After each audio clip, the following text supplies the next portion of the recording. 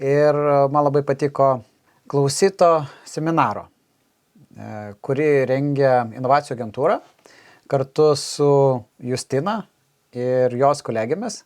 Justina yra Flow Sales agentūros įkūrėja, vystytoja, planuotoja, organizatorė ir ten labai daug. Justina, mes esam čia pernai ir šiemet truputėlį vedę mokymus kartu Gabų mokymų platformai, tai jau nuo pernai esame pažįstami, tai atvirai pasakysiu, visą laiką sakiau, reikia prisijungti online mokymus pas Justiną, pasiklausyti, bet dabar pamačiau, kad jinai organizuoja, sakau, reikia ateiti dėl keletos paprasčiausių dalykų.